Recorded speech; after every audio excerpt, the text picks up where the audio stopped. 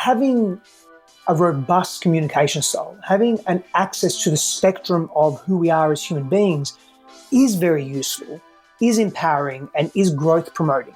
And that's where I feel we need to get to as a humanity, and that's going to be more powerful for us.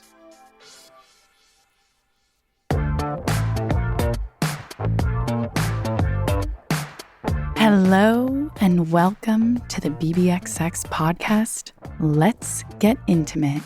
I'm your host, Sasha Laurie, and we're here to challenge the way our culture has conditioned us to talk and think about sexuality, intimacy, and healthy relationships. To question everything, to embark on a journey of self-understanding, and to begin to rewire some of the backwards thinking that we've absorbed from the subconscious influences that have shaped us all. Our hope for you, and for myself, and for all of us here at BBXX, who are on this journey with you every day, is that through a better understanding of our own identity, of who we are, and why we are that way, we can form deeper connections with other people and live healthier, more fulfilling relationships as a result. Join us as we change the conversation and the culture surrounding intimacy and relationships. And remember that better relationships equals a better life. Stefanos Sifanos is a love and relationship coach and expert on masculine and feminine energies. His goal is to help give women, Mother Earth, and humanity in general a group of men that's more connected, grounded, open-hearted, and open-minded by helping them discover who they are and cultivate a deeper sense of self.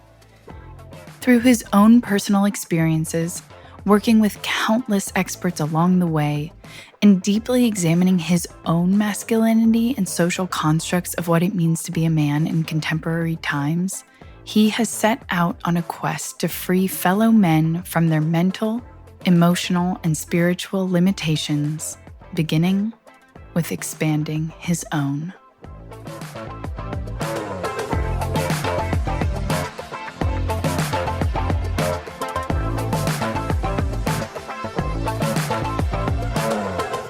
Thank you so much for joining us today.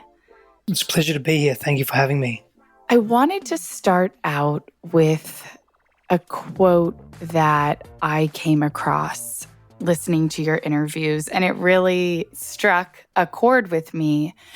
And it was this idea that our greatest voids or our deepest voids can become some of our greatest values. And obviously, BBXX, this company I've built, and the conversations we have didn't come out of nowhere. I didn't build a company to help connect people and to enhance intimacy in our lives because I had plenty of it. I didn't want to help people communicate better because I had any concept of healthy communication or healthy relationships. And so the quote kind of made me chuckle, but also really struck a chord. And so I wanted to just have you begin by speaking a bit to that quote and to your journey behind it.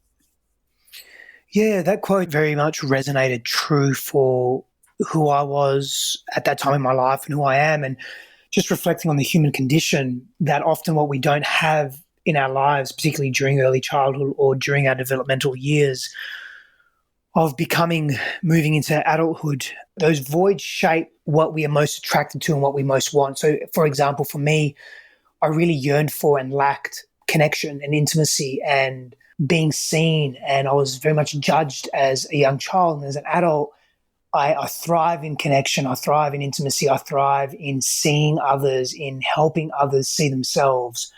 And so some of my greatest values in terms of the service that I give to the world is really about how do we heal those broken parts of us, or what we perceive to be broken, because we're not really broken. It's just coming into wholeness. And I felt very broken as a child. So that's where that came from.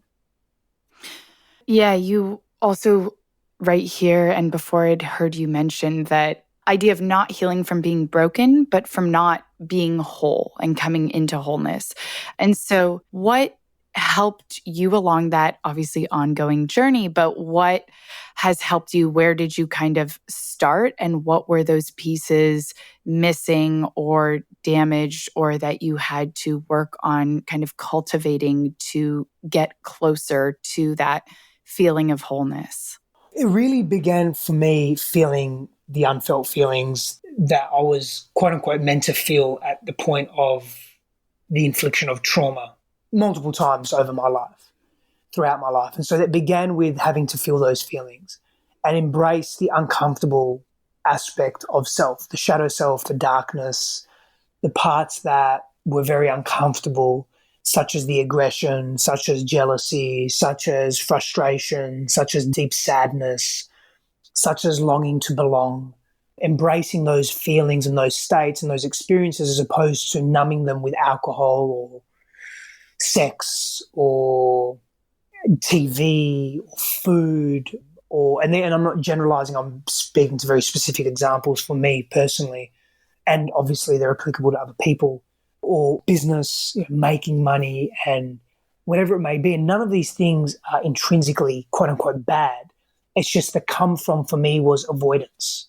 And so coming face to face with, I'm choosing not to avoid these very uncomfortable feelings anymore. And I'm choosing to delve into what does it mean for me? How do I forgive? How do I let go? How do I release? Obviously, feeling is a big part of that. How do I do that deeper inner work? And the most important part was I have to face this stuff. I love how you distinguished that it's not necessarily any one of these behaviors, particularly on its own, that could be that negative or bad, but the why behind it and kind of the reason for it, as you mentioned in your case, numbing these other feelings you weren't willing or able or capable of sitting with. For other people who might be listening, how would you recommend that they recognize if they are feeling these or refusing to feel these emotions? How can we, I think a lot of times people don't realize they're numbing something or distracting themselves and don't even get onto the level where they can tap into those kind of levels of emotions and feelings and the why beneath things. So I feel it's very important to really seek support outside of ourselves and outside of our own vantage point, our own perspective. So whether you're working with a psychologist, a support group, a counselor, a therapist, an energy healer, whatever it may be, someone that can give you insight into aspects of your being and behavior and expression and shadow that you generally would struggle to access on your own. That's very important.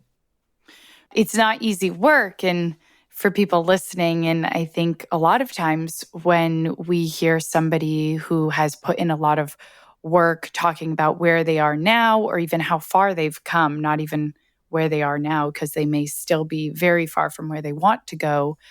But it's easy to assume that it came more easily to them, or that, well, I've tried some of these things and it didn't work. But there's actually a lot behind the scenes. And you, in particular, have tried, it seems, almost everything in existence in terms of natural healing remedies, psychological kind of healing remedies.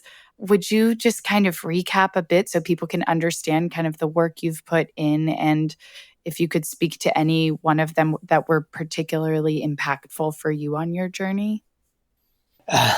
So many. Traditional therapy, traditional counseling, psychotherapy, psychosomatic work, breath work, trauma release therapy and work, trauma-informed work, inner childhood work, and inner childhood therapy, energy healing, whether it be Reiki or something else. There are so many. Time in solitude, very deliberate time in solitude, shaman-based work, sexual somatic, psychosomatic work, and journeys into that space, EMDR, emotional literacy training. And not only have I partaken in many of these therapies or practices as a student, but also as a client. So not only have I learned them to then teach them, but also really participated in them a great deal as a client. There are some.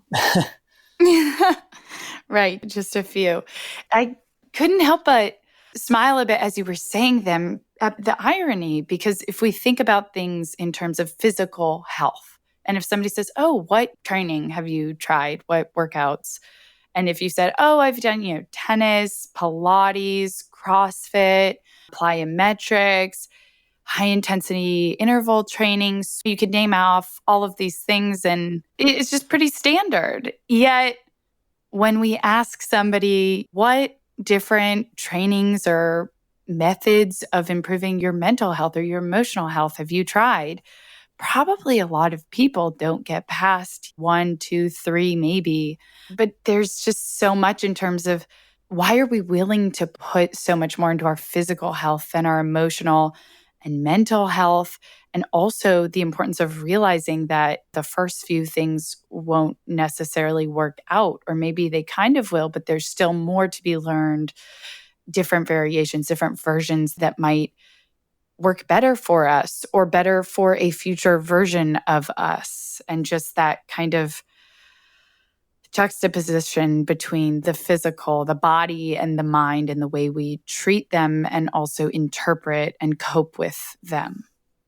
Well, I think one of the big reasons why the physical is more accessible than the mental and the emotional is because it's more tangible. We can see it and we experience it with our physical senses. And because it's more tangible, we almost make it more real. Not necessarily the case, but there's something in that where it's easier to look at what's physical and it's a low-hanging fruit. Whereas the intangible, the immaterial, it can confuse us and it's more unknown. With the unknown comes uncertainty and unfamiliarity, and with that comes fear. So we're generally fear averse, and so we don't go into the unknown and we don't venture there too much. But there's so much wisdom in the unknown, because before something becomes known, it's unknown and we have to explore and venture. And our ancestors have done that for millennia upon millennia, for millions of years, and hence why we are where we are as a humanity today, in part from an evolutionary perspective, but from a socio-cultural perspective as well. So there's something to be said for venturing into the unknown, and the mindscape and the emotional being and the spiritual self is part of that integration.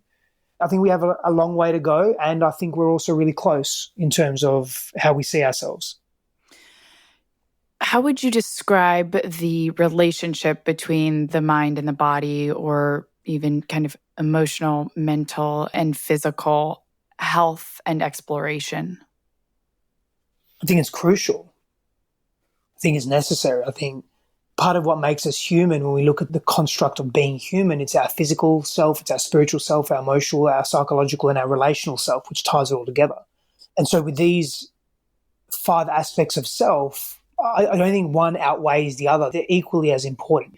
It's also very important to understand that our physical body and our physical intact structure of our physical being, it houses our consciousness or our awareness, our expression, our ideas, our beliefs, our love, our hate, our everything that is us. And so there is, like, if we look at Maslow's hierarchy of needs to some degree, that physical well-being is very important. And once we take care of that, there's this aspect of being human that just opens up to us in the most amazing of ways. Absolutely, that deep relationship. And then kind of the discrepancies in terms of how we interpret it and cope with or fear physical versus emotional danger or pain. But then again, how closely they are intertwined in actuality, because so much of physical pain can be treated through the mind, and so much of emotional and mental stress can show itself through the body. And so really kind of learning to train one and strengthen one through the other. We talk about this a bit for men specifically, but your work goes deeply into not just masculinity, but femininity and the relationship between masculine and feminine energies. I'd love to have you just introduce the concept of masculine and feminine qualities or traits and how you got into this work, where your interests came from. I got into this work because I was curious about my own sense of self and have been from a very young age. And for me, it was just a natural progression and evolution. And not that it's a hierarchy, maybe a lateral progression, horizontal progression. There are many areas that I'm delving into and I continue to delve into as a man, but as a human being. In terms of characteristics, fundamentally, it's important to understand a couple of things. Firstly, any characteristics that we assign to masculine and feminine, somewhat more culturally assigned than biologically assigned. Although there is an element of biology that's integrated into masculinity and femininity, but it's not exclusive. So unfortunately, it's a complex conversation, but probably needs to be more simple, and it could be more simple. But there is a distinction between men and women biologically. We have different anatomy. Our hormonal profiling is different. There's males and females. Masculine and feminine energetics is an expression. It's two wings of the same bird, two sides of the same coin. We learn through contrast, and that's when we separate and we compartmentalize, which the brain does very well to survive. We're categorizing. And by categorizing, often happens is we label and we say, well, that's good and that's bad. And that's not necessarily healthy either. And so fundamentally, we're human. I wouldn't be surprised in the next few years if there are certain people that have issue with being called a human. They may feel that's not healthy either for them. And that can add more confusion to who we are. But fundamentally, we do have males and females, and there is also the biological construct of androgyny as well. And so masculine and feminine qualities aren't limited or exclusive to men or women. They reside within every single human being, every sentient being. And it's just a way to understand the world. But for example, strength and resilience resides within every human being. I mean, I couldn't imagine a woman giving birth and not carrying strength and being resilient. Right. And I think there's research that says women have higher pain tolerances in some way, but then that's not Absolutely how our stereotypes capture it. And I'm not sure why. Well, I think part of that is because over the years, we've assigned these qualities to mean better than or worse than, so to speak. And I think that's one of the flaws that we have where as a humanity, we've almost demonized our differences. We've made our differences have to be worse or better. And the truth of it is that our differences can be celebrated. There's nothing wrong with that. Gender talk is a very complicated, nuanced, new form of identity. Fundamentally, there's male and female, but now there's also transgender, gender neutral, non-binary, agender, pangender, two-spirit, third gender, all of these different combinations. And it's again, they're not wrong or right. If you say to me, hey, Steph, I'd love for you to refer to me as gender neutral, I'm not going to say to you no. Why would I say that? I can't see why I would say no, I'm not going to refer to you as that. That's your choice, sure. I'm going to refer to you as that. If that's what you want, I'm going to respect your choices. And we can't still deny that there are males and females from a perspective of genetics and what that actually means. So why are we bringing this up? Why is this somewhat relevant? Because from an evolutionary perspective, because there's anthropology, there's evolutionary psychology, there's biology, there's how we've evolved as human beings, as a species, we've seen that men have generally been more physically active. And they've been responsible for extending the perimeter, for surviving, for fighting off danger in the wild. And a woman's role has been another one that's contributed to our survival and our thriving in many different ways. And so because, again, we come back to that physical being very tangible, a man's strength and resilience, yes, it's been mental and emotional like a female's, but it's been more obvious in the physicality. And again, for some reason, because we see the physical as very tangible to us, we've maybe prioritized that. And so maybe we've added more weight to that. And then we've said, oh, well, strength and resilience is a masculine quality, but that's not necessarily completely true. And so as we've just discussed as one example of many, a woman giving birth, I mean, that requires compassion and strength and resilience and toughness and focus and determination. And focus and determination and toughness, these are generally quote unquote masculine attributes. But again, that doesn't mean that a female doesn't carry those attributes, just like it doesn't mean that a man or a male doesn't carry attributes such as compassion, empathy, as an example, that have generally been associated with females or the feminine. So I think we've got to move a little bit beyond, before we can get to masculine, feminine dynamics, or do and be energy, go and flow energy, active, passive energy, which again, learning by contrast, we have to come to some level of acceptance that these are human qualities and human traits. And I think that can help us move outside of the scope of difference is bad. I think that's really healthy. And I think I almost imagine that rather than being on a different side of the spectrum in terms of male or female, I see them kind of grouped and just grouped separately, whether it's on a spectrum or kind of all over the place, but other qualities that tend to go along with one. So perhaps empathy goes with compassion, goes with patience, these other things that might be grouped together, and people can adapt or learn or bring into their life and onto their spectrum a new set of these qualities, regardless of if they were previously conceived of being masculine or feminine. And so I think perhaps having you speak a bit to your journey through them and these qualities that you've been able to grow into or adopt or dive deeper into might help people in terms of seeing it on a spectrum, but not one as strictly bound by sex or gender. Yeah, I completely agree. I think qualities and traits, expressive traits, really do reside on a spectrum. And I feel that as humans, it's very healthy for us to have a blend of all of those traits. I think sometimes humans can identify with a core energetic. Me personally, I generally identify with a core masculine energetic, and therefore tend to have more quote unquote masculine qualities or outwardly projected qualities. But that's not to say I'm not very internal. If there was a contrast there, I'm very internal personally. So I think it's healthy for us to have a combination of these qualities. So what are some of these qualities? Again, traditionally speaking, some of the qualities that may be associated with a masculine energetic would be introspection, stillness, presencing or presence, honoring or honor, clarity, being powerful, being robust, being magnetic, purposeful, explorative energy, stable in oneself, trustworthy, goal-orientated, assertion or being assertive, being singular and rational, analytical, fierce, determined. These are some of the qualities. Linear and logical, permissive. That doesn't mean that these qualities don't reside within a woman, nor should they. Of course they should, and they can, and they do.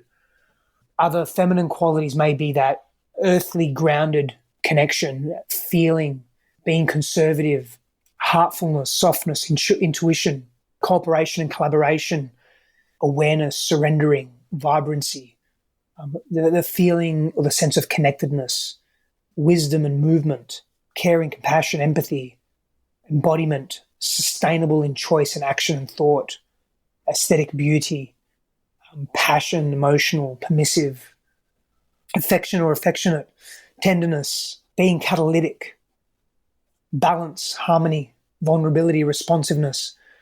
Again, traditionally, in some areas of teaching, these have been more associated with feminine energetics, these qualities. But again, it's not to say that openness, transparency, and vulnerability doesn't exist within males.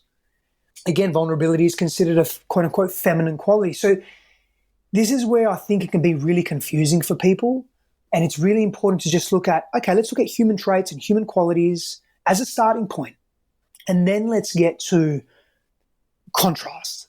So let's look at that human qualities and human traits as a starting point. Let's look at, what do I want to develop more of it within my own being and within my own expression? And what do I need to probably do a little less of or be a little less of? Where am I too much or too animated in a certain area?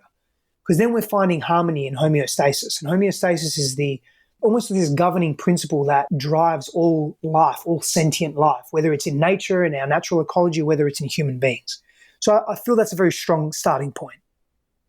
And again, you can pick up on the patterns in these sort of groupings as you go through them, but loved hearing the range of them. And I think anybody who is listening can obviously identify with things on all different areas of the spectrum. And even if they can't now, who doesn't want to at some point encapsulate this range of emotion and dynamacy and be a more dynamic human in order to better connect not only with themselves, but with others. Who doesn't want to be able to be present or have magnetic purposefulness? I loved that one. Who doesn't want to be earthly grounded? Come on. Vibrant, collaborative, affectionate, and vulnerability, which you mentioned on kind of this traditionally female side of things, but a word that is at the forefront of the kind of modern masculinity movement. Yeah, and also it's interesting, particularly with the women that I work with and the men that I work with, men and women equally and couples as well. But with the women that I work with, they want a magnanimous, magnetic, purposeful man.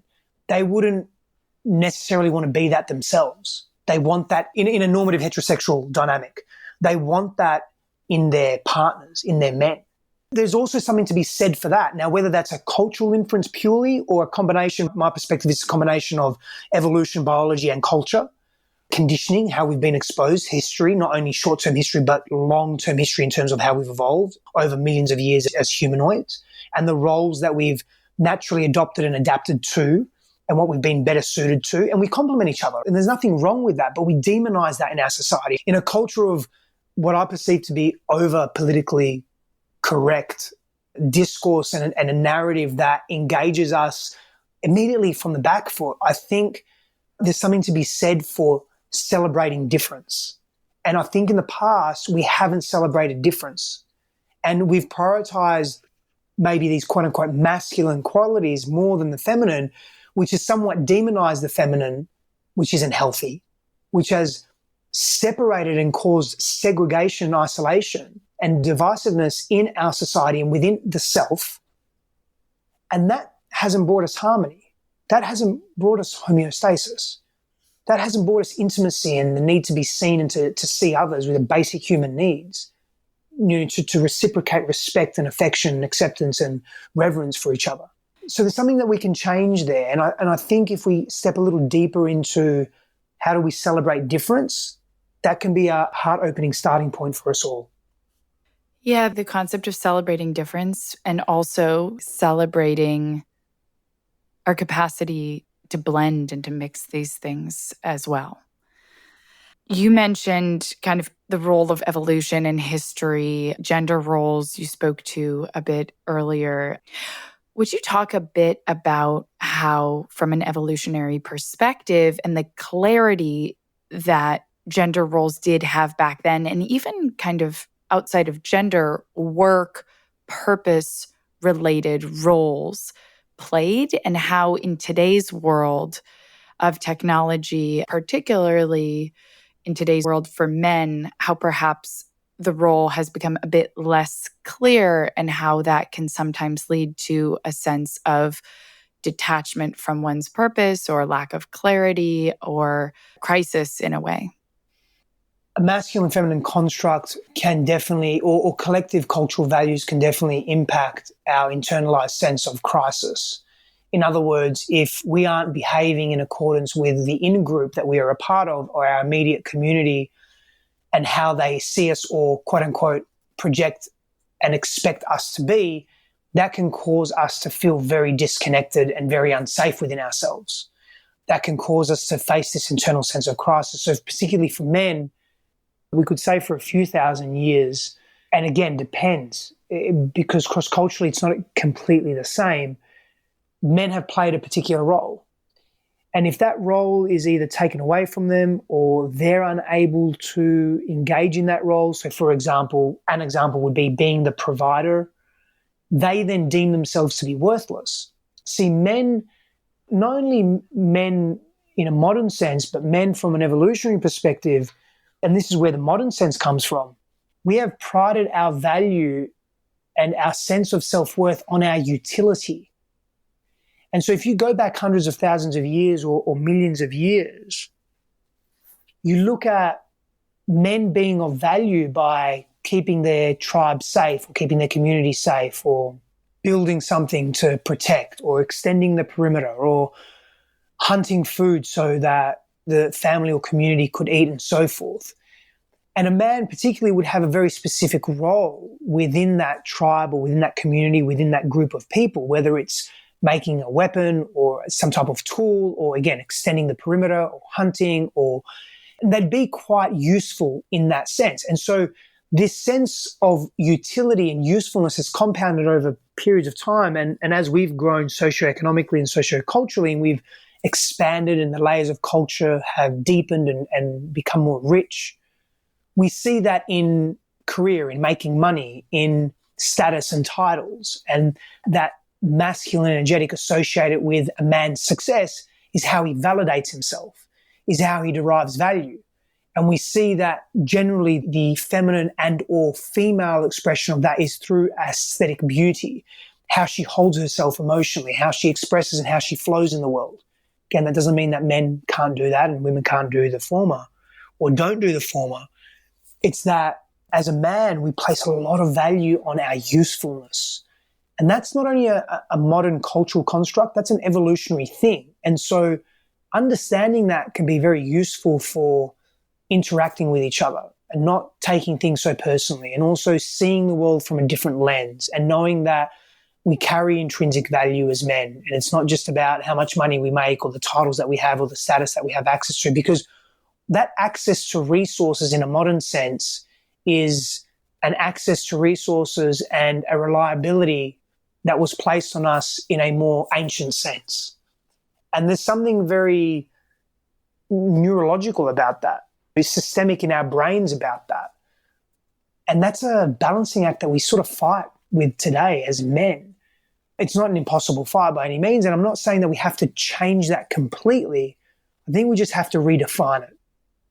As you were speaking, the words kind of purpose and usefulness came to mind, and I realized how, in terms of deriving value from those two, it's quite different. Purpose can be judged kind of drawing from others, but in a way, it's really a deeper sense coming from the self and feeling that feeling of purposefulness and having a purpose in life, versus the sense of usefulness really is dependent on other people. You can be useful to yourself in a way, but that's more just kind of self-reliant, right? Usefulness more seems like something dependent on your relationship to other people and what they kind of the judgments or the purpose or value you provide to them, versus that is for or coming from yourself. Because you've spoken a lot to men needing to find self-worth, or really needing to be able to evaluate their self-worth, be it high, low. And this concept for men, women, or anybody of self-worth is often kind of the biggest confusion, often the most painful point. And the problem with self-worth is that we look to things or people outside of ourselves for it. And so I'd love to have you kind of talk about that, the purposefulness and the usefulness and self-worth, and then looking outside versus inside. Well, when we consistently look outside to validate ourselves and to validate our life and our love for self, we're coming from an insecure, almost detached from self place. We're coming from low self-worth. We're coming from childhood wounding, generally speaking, because we haven't been taught how to be intimate, how to express intimacy, how to love from a healthy place. So we're feeling quite disconnected. And if we continue to come from that place, we project. And so then we attract other wounded people that match that frequency, that complement our wounding, essentially. And so we get caught in this vicious cycle that reinforces our low self-worth. So for example, you may be a people pleaser, and you've learned that behavior because as a child, maybe you grew up in a volatile environment and you learned that if you people please, if you made your mum and dad really happy and you went above and beyond and you got good grades and you were the greatest at sport and you cleaned the house, you did all these things, you'd notice a less volatility, less violence, less abuse. Even if it was just marginal, but you noticed that became a coping strategy. You then learned that if I make other people happy and sacrifice my needs for others, then I'm going to have peace in my life. I'm not going to have violence. That kept you safe.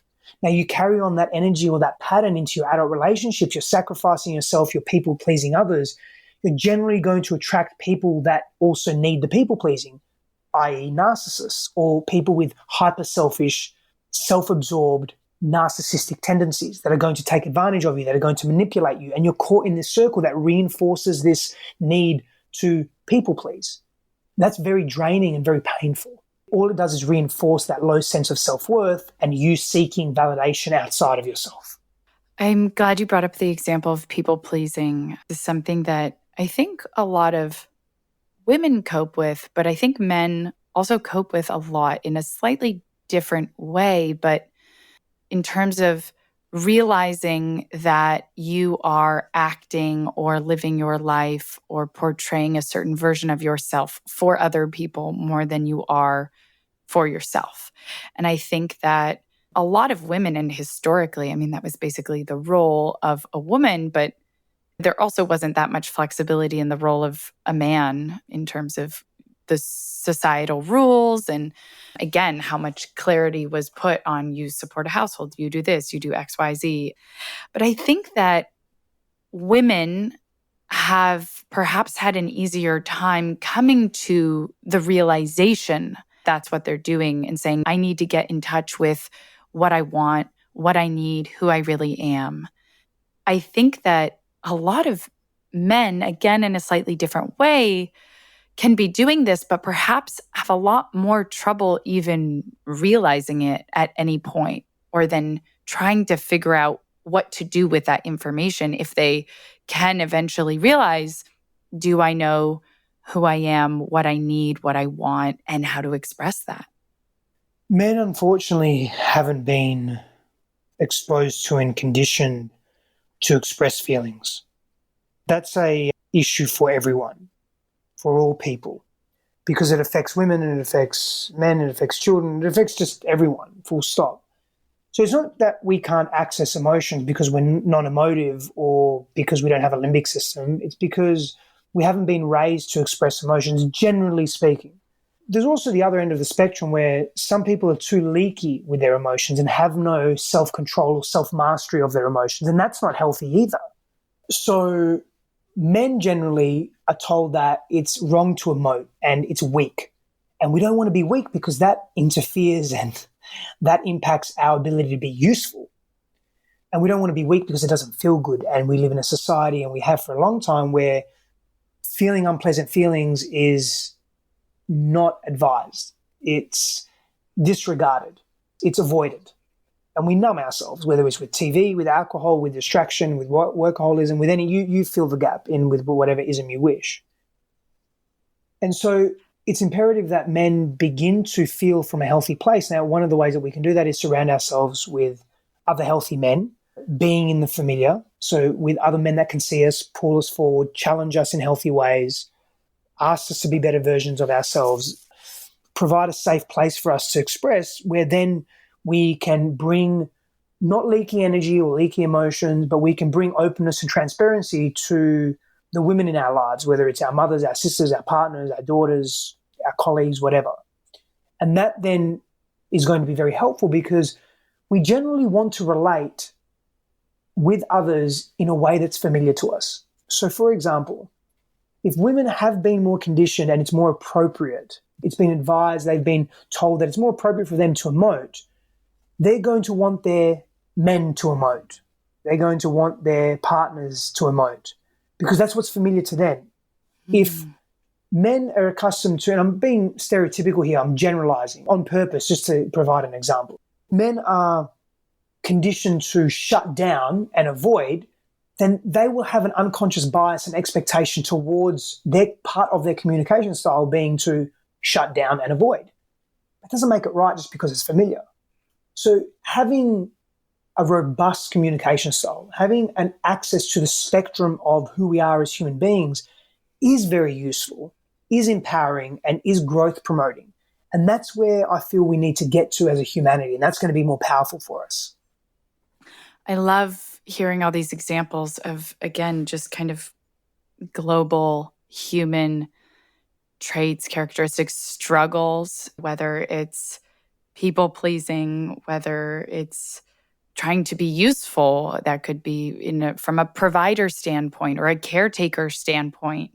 These struggles with emoting how we feel or even realizing. It's very difficult to, on a physical level, on an emotional level, mental level, register what it is we're feeling, the why behind it, let alone then communicate it to ourselves and on top of that to somebody else. And so there are so many different people of all sides of the coin, masculine, feminine, and everything in between, who have expressed to me so many of these similar global human struggles. And so in order to help our listeners kind of look into their own lives and have something actionable, I think it helps to hear examples, whether that's from yourself or from people you've worked with, in terms of what behaviors, exercises, or actionable pieces of advice have led to breakthroughs, whether in the case of people pleasing or looking outside of ourselves for value or being able to finally get in touch with who we are and what we need and want. Yeah, I think facing all of who we are is very important. What I mean by that, in terms of facing all of who we are, is not polarizing our experiences. So we have a propensity to move towards what's very comfortable, so happiness, ease of access, joy, and these are beautiful states to be in. In fact, they're what I call desirable states. And then we have undesirable states such as sadness and anger and jealousy and frustration and aggression, myriad other examples. Now, we don't want to constantly move towards these places because they're not desirable, clearly. If you lined up 1,000 people and asked, hey, would you rather be happy or sad? Unless someone has a pathology, I'd say 1,000 out of 1,000 are going to say happy. I'd rather be happy. At a simple level, a very simple level. Yeah. I love operational definitions. So now I'm like, and what would all 1,000 definitions of happiness be? Yeah, that's right. And also beyond that, the truthful answer is, well, does it have to be an either or? Why can't I have both? Because I can't know one without the other, right? Contrast. But at a simple level, if you had to choose one, people are going to choose happiness, generally speaking. I'd say specifically speaking. Absolutely. But there's nothing wrong with sadness. But because we won't choose it, we think something's wrong. There's nothing wrong with anger. These are states that have something to teach us, but we avoid them. And so to answer your question is embrace everything that comes to you. And as you embrace it and you honor it through the embracing of it without polarizing yourself, what generally happens is you grow in a more whole, robust way. Because now you're not isolating yourself. You're not saying, oh, I don't like this, I'm going to do everything I can to avoid it. But you're missing a sacred teaching that experience has to offer. We have breakups. Maybe the breakup is traumatic and sad, and there's anger there and there's grief. And instead of feeling the grief and cycling through all the different emotions and engaging in rituals such as maybe a deliberate period of abstinence or a practice of self-reflection or maybe a letter writing practice or an expressive practice or an emotional release practice and a combination of this and more, we just say, well, fuck it, I'm just going to dig in, I'm going to get into my work. We avoid those very uncomfortable feelings. And like the bison who doesn't run away from the storm but rather moves in towards the eye of the storm to get through it quicker, that's probably what we need to do. We could take a leaf from the bison's book. And really, that there helps us achieve and embody what you're referring to. Love the idea of taking a page out of the bison's book. So, particularly people who are struggling to identify who they really are, there are levels. There are parts of our authentic self we maybe haven't ever actually portrayed before. There are parts of our authentic self that we should and want to lean into more. But then there are also, for people who have struggled with things like people pleasing or looking outside of themselves for value, who are portraying traits that aren't actually authentic to their inner selves. They might be a coping mechanism, a defense mechanism, or some sort of shield of protection, but it's not always easy to know the difference, right, of these authentic and inauthentic qualities. And so you mentioned if something is uncomfortable, that might mean it's something to lean in towards. But I was wondering if you could help clarify for people if they're struggling, again, with recognizing what are these authentic parts of me, how to really clarify between the shallow and the deep, or the authentic and the inauthentic. I think that comes with practice. I can't really tell anyone how to do that. We live in a society that want tangible tools and techniques. When you look at many ancient teachings, the tangible tool and technique was go sit by yourself and be in nature and be with yourself and come back to me when you have something. And that may take years. We all want a 6-step process or a 3-step process or a 10-step process. And often I'm just not interested in that. And just be with yourself. Be in stillness and silence. And I think that when we sit in solitude and when we paradoxically move in stillness, we unpack who we are. And the answers that we're seeking for, or perhaps the questions that we need to be asking, come to us. I think that is an incredible example that really shows the simplicity and the complexity of this at the same time. And it was great to have you clarify that there is no easy answer.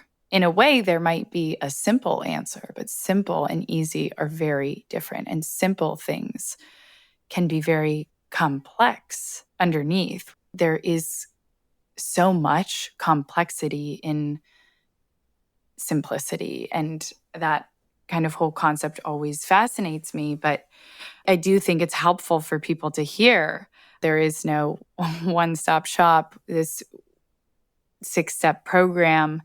You just have to start and you have to practice. And you mentioned this concept of solitude and stillness and silence. And I think that is such a daunting place for so much of us, particularly in a world today where it's almost impossible to find. Even if people are brave enough to look for that and seek it out, it is not as easy as it used to be, with all the distractions and the busyness and the thoughts and everything moving 100 miles an hour. I'd love to have you talk a bit about the difference between isolation and solitude, the struggle of isolation and your kind of proposed solution of solitude. Isolation generally comes from fear and a feeling of less than. Isolation will generally come from a place of I'm not worthy, I'm not enough, I'm really scared, life is dangerous, people are unsafe, I don't feel connected to my body, I don't feel connected to myself. Isolation is almost forced, whereas solitude is very deliberate, and solitude is a choice. Solitude is a choice to be on one's own, but you don't feel alone. You are with oneself, you're with yourself in order to gain context and understanding and wisdom in the world. So they're very different come-froms. That's essentially the fundamental difference between isolation and solitude. Solitude is something that's coming from a healthy place, knowing that you're going to gain from this experience, whereas isolation comes from a sense of lack, sense of not having enough, being enough, feeling enough. And being forced, like isolation, for example, is you may be surrounded by hundreds of people, but you feel very alone, you feel intimidated. You get up in the morning, you go to your work in your cubicle, and you get in your cubicle car and you drive home, or your cubicle train, and you have your fast zapped microwave meal, and you stay at home and you watch TV, or you play video games, or you read, or whatever you're doing, but you're afraid to be with other people.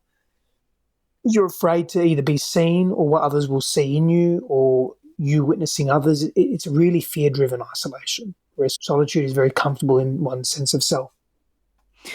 You mentioned how isolation and solitude come from very different places. Could you tell us how they each then have the ability to take us to very different places? Yeah, well, isolation breeds isolation. Solitude is going to breed opportunity. It's going to breed possibility and potential. It's going to give you a sense of wholeness, sense of peace. Isolation is just going to give you more uncomfortable feelings that you're going to try and continue to avoid through whatever your distraction methods are. It's going to give you more of that, I'm not good enough, I'm not enough, I'm not feeling strong enough, I'm not feeling connected enough, etc. A myriad of distractions to choose from these days, aren't there? You mentioned how isolation is this place of fear. It will take you to more fear versus solitude can take us to a different place. And so it just reminded me of how on a human level and on a functional level, the choices we make, the actions we choose, the distractions we equip ourselves with, a lot of these come from and can also lead to fear of rejection, abandonment, and humiliation, which are three topics I've heard you talk about before. And so would just love to have you dive a bit deeper into that and kind of relate them to one another. So I'll start with this. Perpetual fear is, and I'm not talking about the fear that keeps us safe, psychological and emotional fear, spiritual fear, whatever it may be. It really is associated with constriction and restriction. It's like that constricted energy. That's what fear does to us. It constricts us. It retracts us from the world. It keeps us playing very small. It minimizes our expression. And so if we come from that place, we're constantly going to be in fear of abandonment or rejection or humiliation. These are core fears, by the way. Fears of loss, fear of not being enough. And so the more we allow that fear to consume us, the more worried we become about those things that we're trying to avoid. The more we try to avoid them, the more tactics we implement to avoid them, the more fear we experience in order to keep us on our toes, in order to keep us very aware of, oh, I don't want to experience that. What do I need to do? And so all of a sudden that becomes our life as opposed to our life being one of expansion. I mean, the universe is, at a physical level, the universe is about expansion and contraction. So we're no different in that the human psyche is no different, but we're a little different in the sense that we get to choose that desirable state of expansion or that undesirable state of contraction. Sometimes we choose unconsciously because we're conditioned through neurological grooves in our brain, through patterns, behavior, and so forth, familiarity, that make us think and feel, oh, well, this is what I need to do and this is who I need to be. However, there's an opportunity that we have at every choice that we make. We want to choose to come from fear, retraction, rejection, pain, abandonment, humiliation, or do we want to step into what would it look like to conquer these fears? What would it look like to understand this part of me?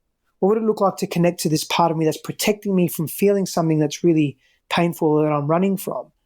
And if I go into this with a mindset of this is temporal and I get to expose a part of me that I haven't touched before, which may then bring me closer to that sense of wholeness, which pulls me further away from fear, I wonder what that would look like. So if we can approach life from a place of curiosity, that can be very empowering for us and lead us more towards expansion as opposed to contraction.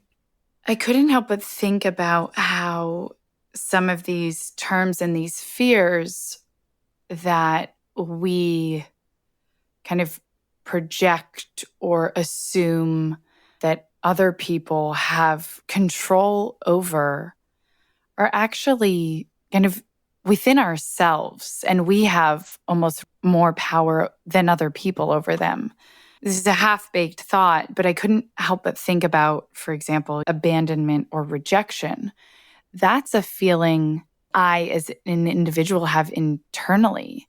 It can be the result of somebody's actions. If something embarrassing happens, the people who might be making fun of me, yes, they can make it much more likely that I will feel that, but they don't have control over whether or not I'm embarrassed or feel humiliated. Or if somebody leaves us, we might feel rejected or abandoned, but in a way, perhaps we've also subconsciously or consciously decided that relationship wasn't healthy.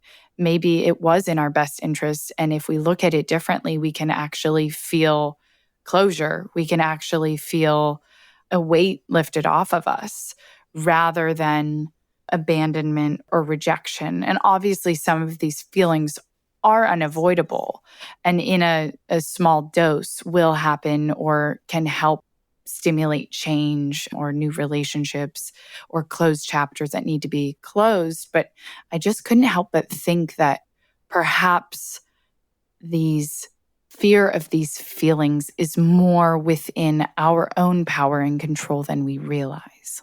Yes, it is. Very much is.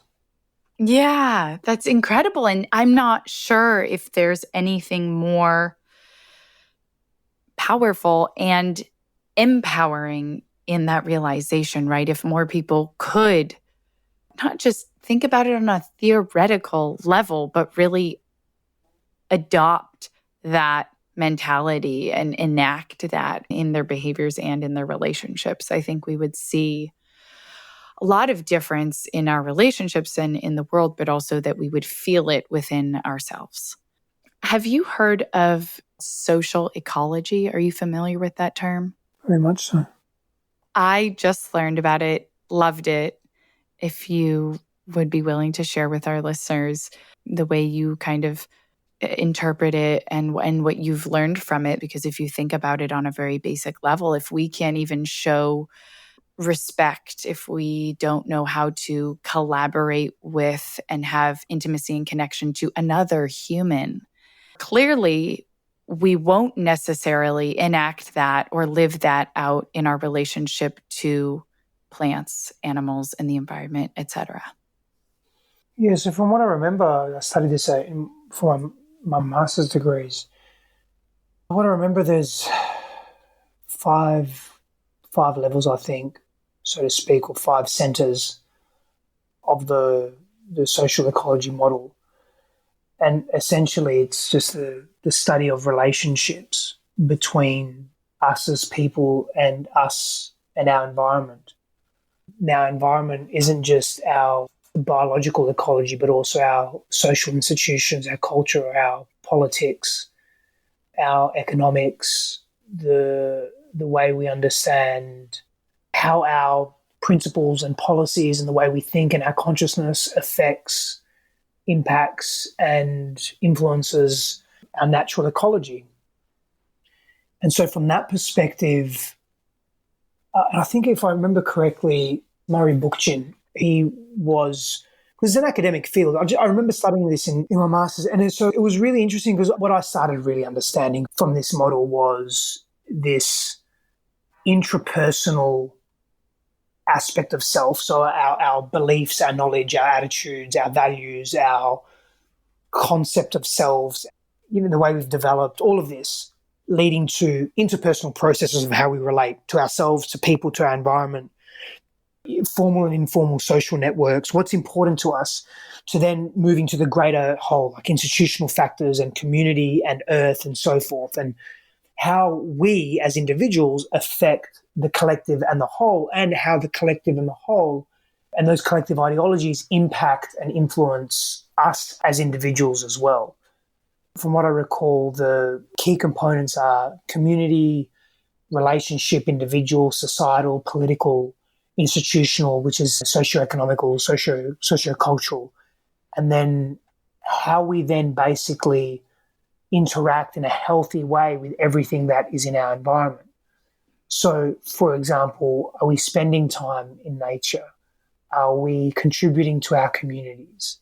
Are we contributing to social and cultural norms? Are we influencing the development of social, cultural norms and policy and so forth? How are we supporting ourselves? How are we supporting others? It's this very community-based model, for lack of a better term. It's advocating harmony in the natural world and with human community.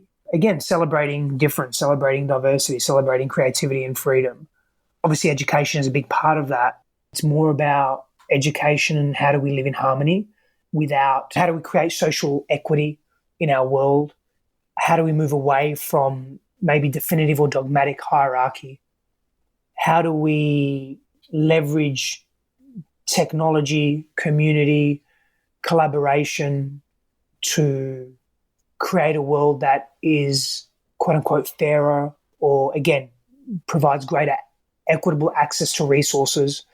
But essentially it's how do we live in greater harmony with our environment, which I think is very valuable.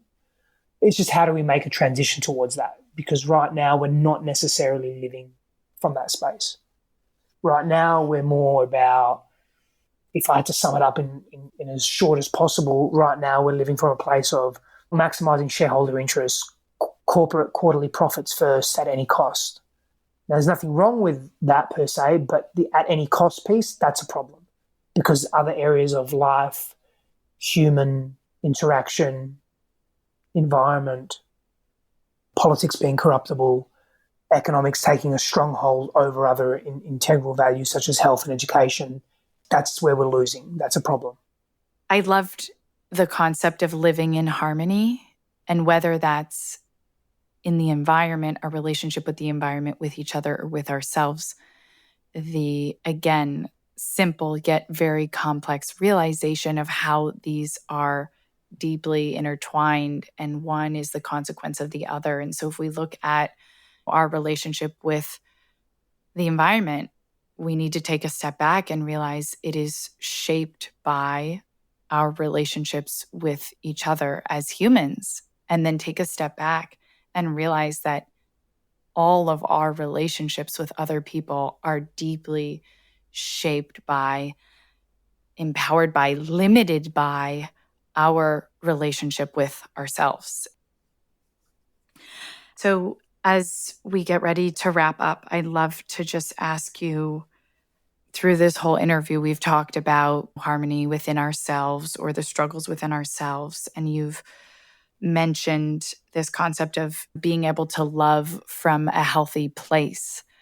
I'd love to just have you kind of summarize the importance of the work, and also kind of what encapsulates the journey in terms of where one can hope to begin and where that would enable them to take that relationship with themselves.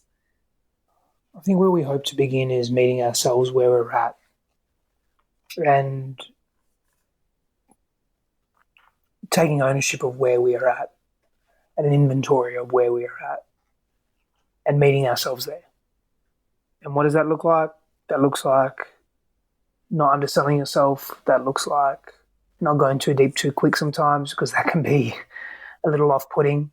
And that's a protective strategy, or quote unquote what appears to be a self-sabotaging strategy. And we're better than that.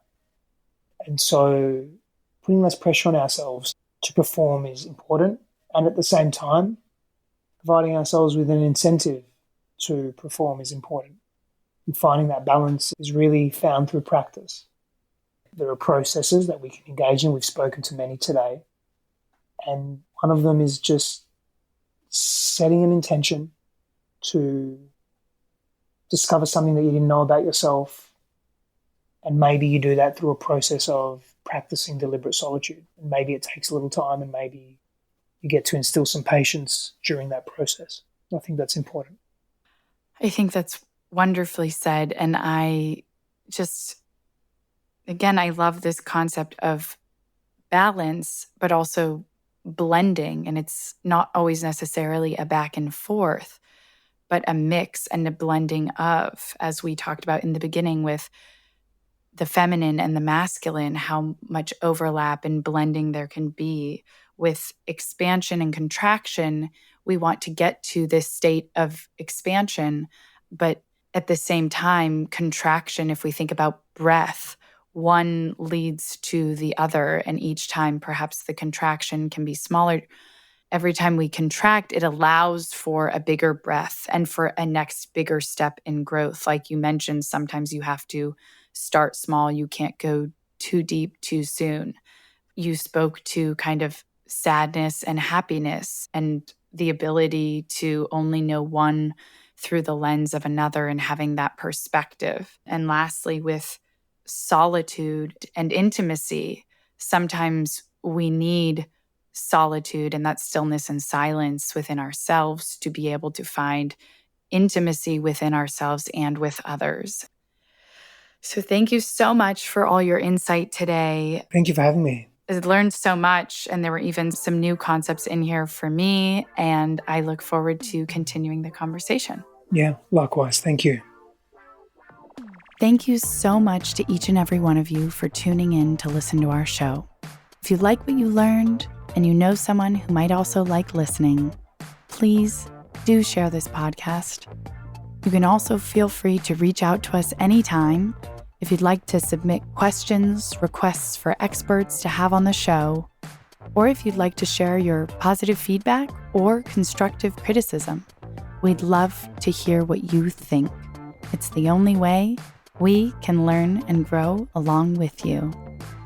Be sure to check out our website, follow us on Instagram at bbxx.world, and subscribe to the book club newsletter, where we send out even more resources to help you dive even deeper to the topics that we bring to you on the show.